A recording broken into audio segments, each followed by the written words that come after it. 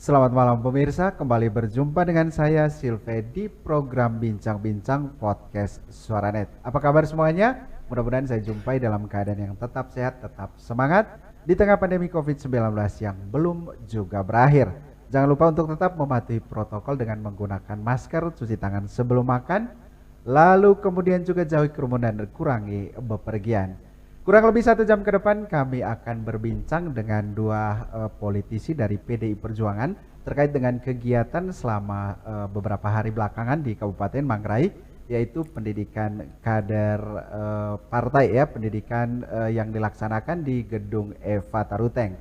Nah, dua orang narasumber, salah satunya adalah dari DPD Provinsi NTT dan salah satunya juga dari DPC Kabupaten Manggarai. Dan saya langsung saja menyapa Pak Yunus Takendewa dari Sekretaris DPD Partai Demokrasi Indonesia Perjuangan Provinsi Nusa Tenggara Timur. Selamat malam Pak Selamat Yunus. malam, salam sehat. Salam sehat ya, tetap semangat. Lalu kemudian salah satunya adalah Sekretaris DPC Dewan Pimpinan Cabang PDI Perjuangan Kabupaten Manggarai Pak Adven Bejak. Selamat malam Pak Adven. Selamat malam Bu Apa kabar ini? Baik.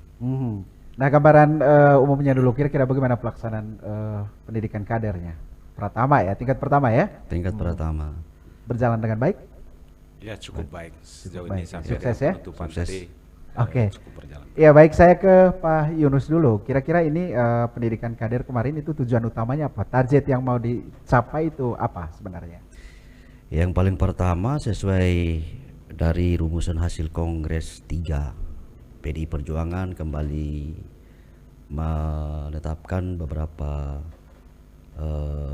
poin-poin penting untuk penguatan internal PDI Perjuangan. Ya. Hasil Kongres 3 itu juga mendeklar tentang betapa pentingnya partai itu memiliki sejumlah hal yang harus dipenuhi, yaitu sebagai partai yang memiliki ideologi, kemudian memiliki struktur yang kuat, kemudian juga memiliki kader yang dengan sejumlah kapasitas dan kriteria yang harus kita penuhi.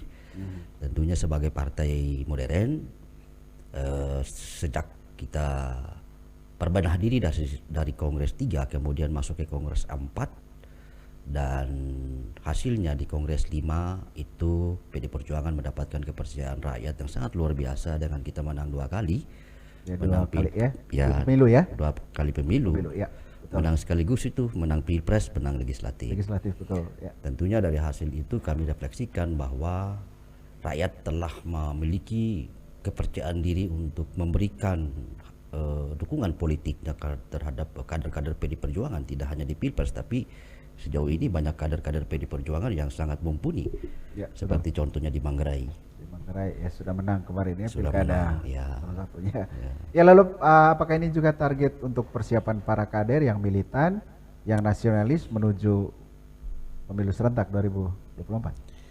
Ya, itu tujuan jangka pendeknya ya. Tetapi partai sesungguhnya juga harus bisa mempersiapkan diri secara dalam partai pelopor itu kita punya sejumlah disiplin ya.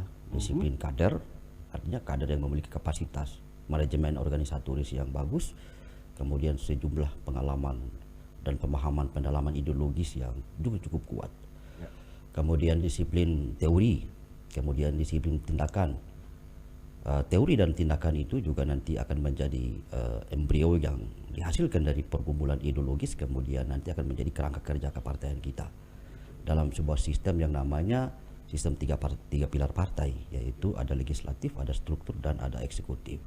Seperti contoh di Manggarai ini 3 pilar partai itu juga menjadi kekuatan utama bagaimana setelah rakyat memberikan mandat kepada PD Perjuangan untuk mengelola kekuasaan, orientasi kekuasaan kita itu adalah kembali kepada rakyat sebagai epicentrum politik, rakyat sebagai tujuan utama kita berpartai. Karena bagaimanapun seperti yang digambarkan oleh Ibu Ketua Umum, partai PD Perjuangan juga harus mampu menangis dan tertawa bersama dengan rakyat. Rakyat ya. Partai Begitu wong cilik ya katanya. Ya, PDIP. seperti itu gitu. Ya, saya ke DPC. Ini kan penyelenggaranya DPD ya. Kira-kira Pak Sekretaris, Pak Adven, apa yang kemudian hal yang paling menyenangkan yang didapat dari kader partai lebih khusus untuk pengurus DPC atau semua ya kader-kader partai PDI Perjuangan di Kabupaten Manggarai, lebih khusus untuk DPC PDIP ini untuk Kabupaten Manggarai. Baik, terima kasih. Selamat malam untuk kita semua. Yang pertama kami menyampaikan terima kasih kepada DPD PDI Perjuangan Provinsi Nusa Tenggara Timur yang telah memberikan kepercayaan penuh kepada DPC PDI Perjuangan Kabupaten Manggarai sebagai penyelenggara. Tentu ini adalah tugas dan tanggung jawab yang cukup berat. Ya. Karena ini pengalaman pertama kami juga menyelenggarakan pendidikan kader pratama.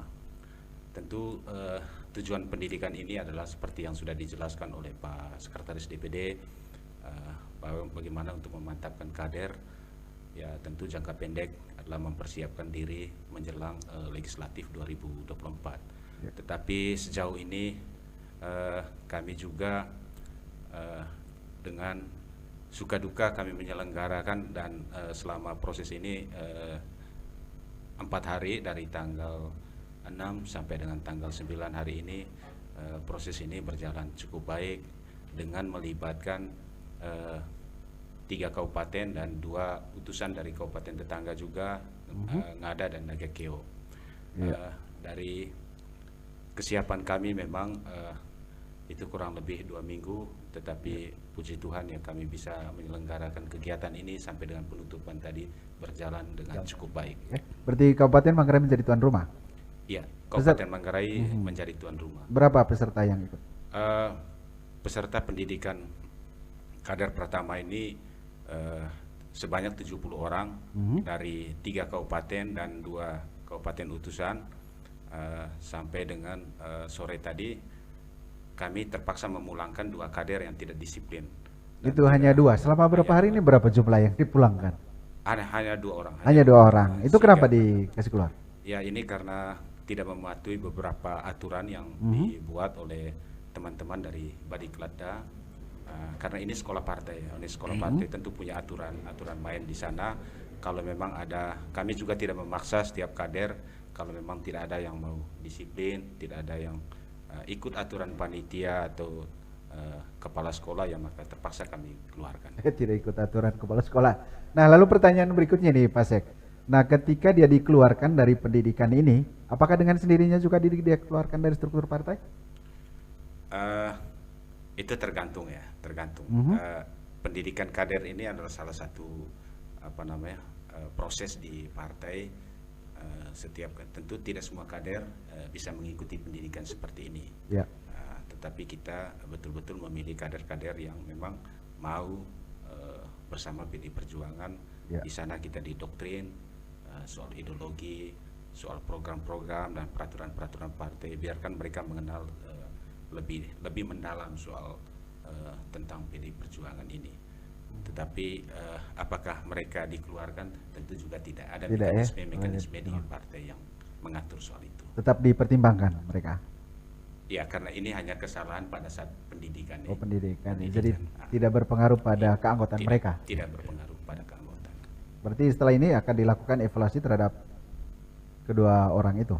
Ya, tentu kami pulangkan ke DPC masing-masing yang mengirim mereka. Tentu di sana juga pasti akan mengevaluasi terhadap kader-kader yang memang tidak disiplin dalam pendidikan ini. Oke, ya baik Pak Sek, ini terkait dengan materi yang kemudian itu disampaikan di pendidikan kader ini kan penting mungkin ditanamkan nasionalis dan lain sebagainya, itu mungkin ya cenderung pada bagaimana oligarki partai itu yang sangat kental dalam partai. Apakah seperti itu atau ada pendidikan humanis lain terkait dengan kehidupan partai PDI Perjuangan? Iya. Saya boleh bercerita dulu ya dari jenjang kaderisasi. Sebenarnya kalau kaderisasi tingkat pertama itu kita memberikan kesempatan kepada teman-teman DPC untuk menyelenggarakan. Ya. Sedangkan kaderisasi pendidikan kader madya itu harus ada dilakukan oleh DPD partai. Oh, itu nanti tingkat yang kedua ya? Ya, kemudian DPD. Ya, kemudian DPP menyelenggarakan yang namanya pendidikan kader nasional atau PKN yang akan menghasilkan guru kader nasional. Ya. Saya pun baru melalui proses itu sekitar berarti sudah lolos 3 tahap itu? Sebulan yang lalu ya. Mendapatkan semacam perlakuan yang sama, dan tiap tahapan itu siapa saja boleh mengikuti. Yang paling penting dia punya niat dan memang secara psikologis dan secara kesiapan batin ya memang harus mau berproses. Ya. Karena di situ akan bercampur baur, ada kader, ada kepala daerah, ada wakil kepala daerah. Jadi sama ratakannya? Sama rata. Tidurnya juga tidak ada spesialisasi. Kalau semua di barak ya semua di barak. Makan juga begitu? Makan juga bareng-bareng. Prinsip itu sesungguhnya menanamkan prinsip bagaimana membangun solidaritas dan rasa gotong royong. Karena jabatan di partai itu sifatnya penugasan. Tetapi setiap kader itu punya tanggung jawab yang sama.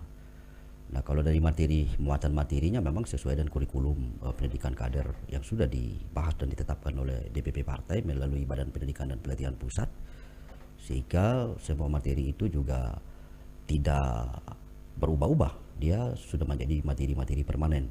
Yang pertama adalah soal ideologi partai, pengenalan Pancasila 1 Juni. Kemudian ada tentang membangun karakter sebagai kader yang memiliki sejumlah kapasitas yang nanti akan juga menjadi materi-materi yang diberikan oleh para pemateri. Tetapi sesungguhnya partai terus melakukan adaptasi terhadap berbagai macam perkembangan teknologi. Juga bagaimana kita harus menyiapkan kader kita menghadapi era 4.0 misalnya, kemudian era digitalisasi ya. Kemudian juga bagaimana mereka juga harus punya kepekaan sosial untuk nanti harus turun ke masyarakat memecahkan persoalan-persoalan masyarakat. Karena bagaimanapun 3 pilar partai ini episentrumnya kembali kepada rakyat sesungguhnya. Jadi apa yang kita didik di situ mungkin bagi beberapa calon kader barangkali ada belum siap ya memang terpaksa harus dipulangkan, tetapi itu juga nanti akan dilakukan pembinaan lanjutan. Ya, baik pemirsa, kita break dulu untuk sesi yang pertama di Bincang-Bincang Suaranet Podcast ya, bersama 2 narasumber kami dari politisi PDI Perjuangan. Jangan kemana-mana, saya Silvia akan kembali untuk Anda.